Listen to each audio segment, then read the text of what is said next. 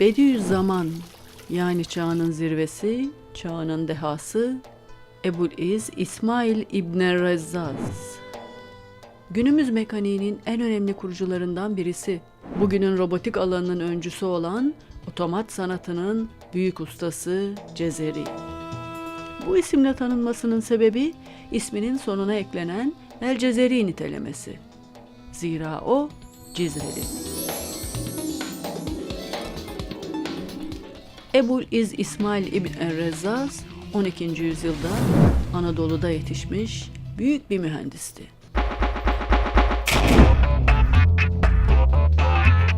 Onun robotik alanındaki icatları bugün bile insanları hayran bırakıyor.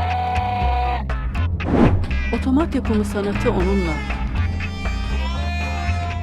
Diyarbakırlı Cezeri ile zirveye ulaşmış. Hem de ne zirve. Gelin birlikte şahit olalım. Bundan yaklaşık 800 yıl öncesine gidin ve Oğuz beylerinden Artıkoğulları'nın otomatik cihazlarla dolu sarayına girdiğinizi hayal edin. 4 metre yüksekliğinde, 1,5 metre enindeki 2 kanatlı kapısı bugün bile çok emniyetli sayılan 4 kilitli bir otomatik sistemle açılıyor.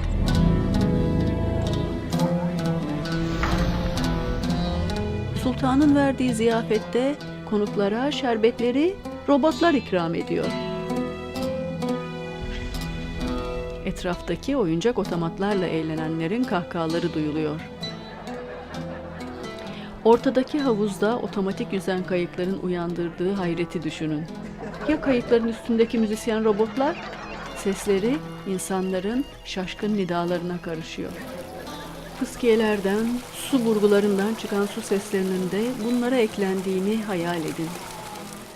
Ve bir köşede de daha pratik bir mesele çözülüyor. Ellerini yıkamak ya da abdest almak isteyen konuklara yine bir robot su döküyor. Ve sonra da kurulanmaları için havlu tutuyor.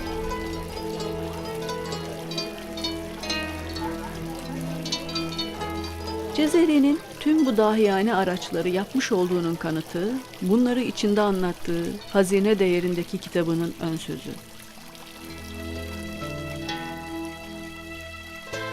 Bu ön sözde Cezeri, 25 yıl hizmetlerinde bulunduğu Artuklu Sultanı Sukman bin Artuk'un erdemli, adil, dürüst ve iyilik yapmayı önemseyen bir sultan olduğundan, ayrıca bilime ve bilim insanlarına verdiği değerden bahsediyor. Bu sultanın kendisini sayısız mekanik araç yapmakta desteklediğini, yaptığı araçlarla ilgili olarak da bu bilimin yayılması için şunları söylediğini yazıyor. Paha biçilmez araçlar yaptın. Onları gücünle işler hale getirdin. Bunun için çok emek harcadın ve yoruldun. Bu yaptıkların kaybolmasın, unutulup gitmesin. Bu cesaretlendirme, zaten deneyimlerini ve bilgilerini paylaşmak arzusunda olan Cezeri'nin emeklerinin savrulup gitmesinin önüne geçmiş. Bu icatlarını bir araya getiren bir seçki hazırla. Seçtiğin araçların resimleri de bu seçkide yer alsın. Cezeri bu görüşmeden sonra mekaniğin önemli sistemlerini içeren kitabını hazırlamaya başlamış.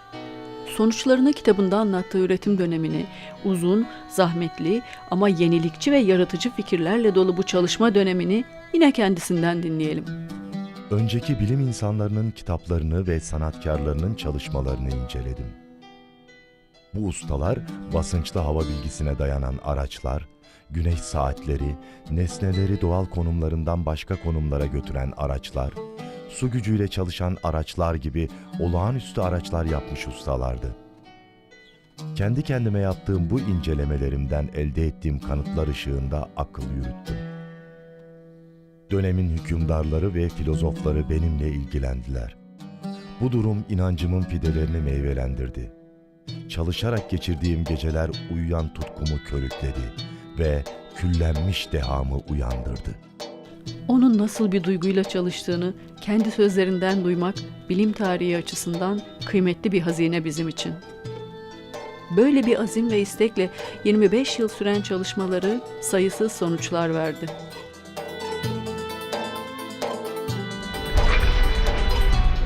Kendiliğinden harekete başlayıp düzenli bir biçimde bir işi gördükten sonra yine kendiliğinden duran otomatlar üretti.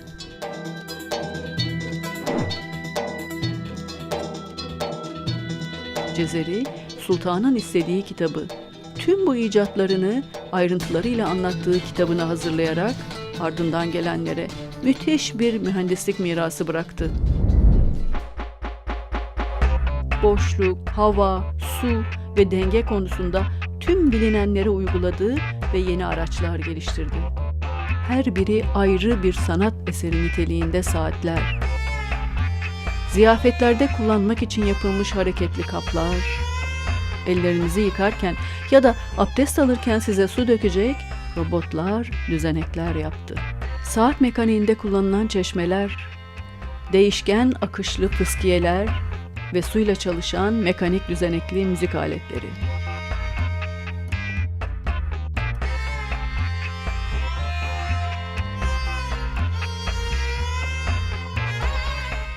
Geliştirdiği aletler otomatlar arasında iyileştirme amacıyla yapılan kan alma tedavisinde alınan kan miktarını ölçmek için kullanılan kaplar bile var. Mekanik alet yapımında yararlı bilgiler ve uygulamalar hakkında isimli kitabı, isminin de söylediği gibi uygulamaya yönelik yenilikçi ve yararlı bilgiler içeriyordu. Şekillerin keyfiyet, kemiyet ve çalışmaları hakkında yeterli izah yazdım.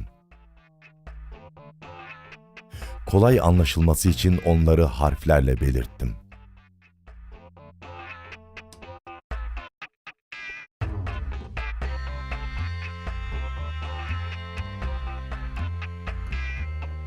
Renkli çizimlerle her aletin nasıl çalıştıklarını anlatıyor ve bu kadarla yetinmeyip o aleti oluşturan tüm parçaların nasıl imal edileceğini ve nasıl yerleştirileceklerini de ekliyordu. Nitekim kitaptaki son derece karmaşık otomatların bugün yeniden üretilebilmesi bu sayede mümkün oluyor. Bunlardan biri filli su saati.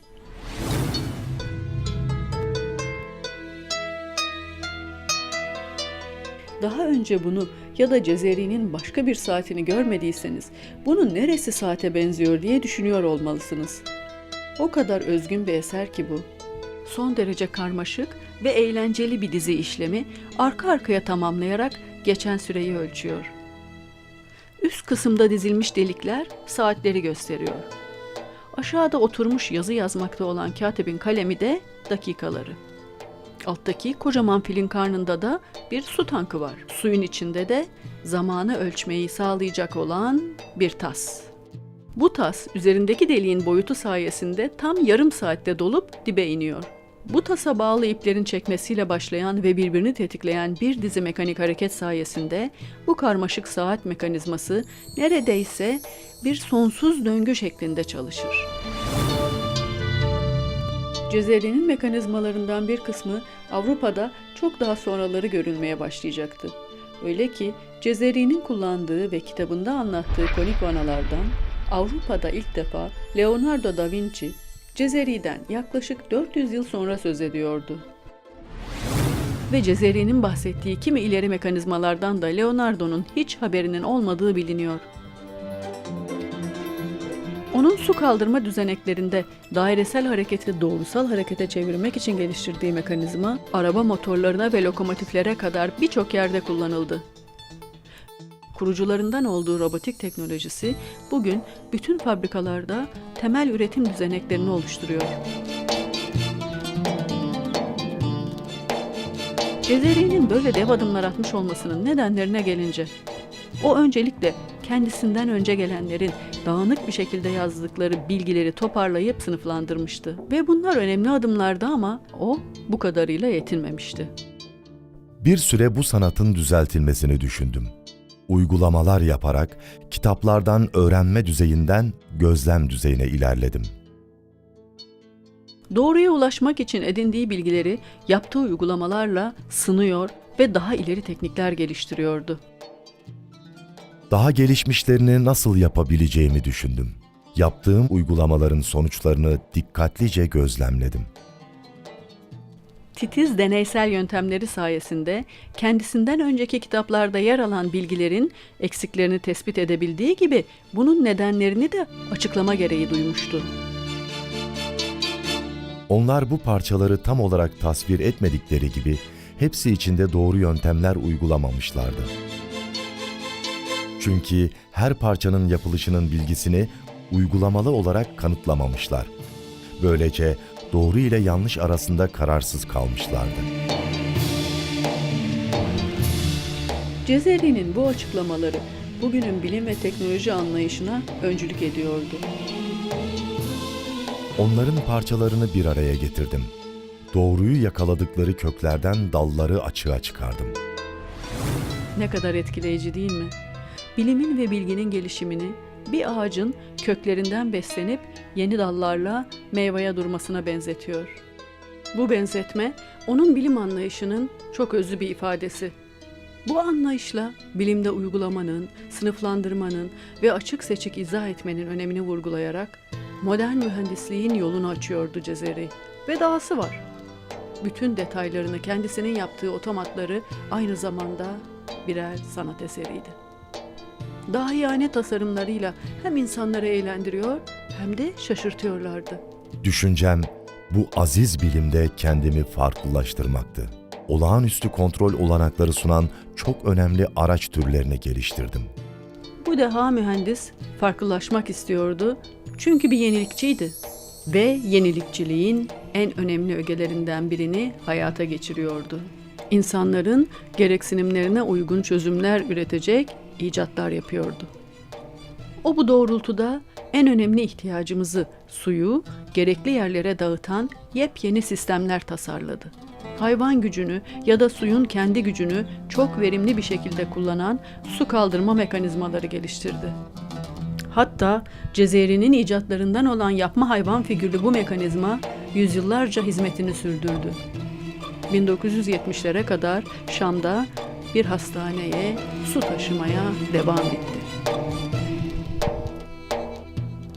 Çok sayıda çarklardan oluşan böyle karmaşık düzenekler ayrıntılı açıklamalarla ilk defa onun kitabında yer aldı. Cezeri bu kitabı yazmakla elde ettiği sonuçları bilimsel bir yayına dönüştürüyordu. Öğrendiği, geliştirdiği, izlemesi kolay teknikleri başkalarının da kullanımına sunuyordu. Bu aslında Müslüman alimlerin genel tutumuydu. Zira paylaşma ve hizmet ilkeleri İslam'ın altın çağı adıyla anılan bu çağın tetikleyici ilkeleriydi. Ve bu ilkeler insanlık için altından daha değerliydi.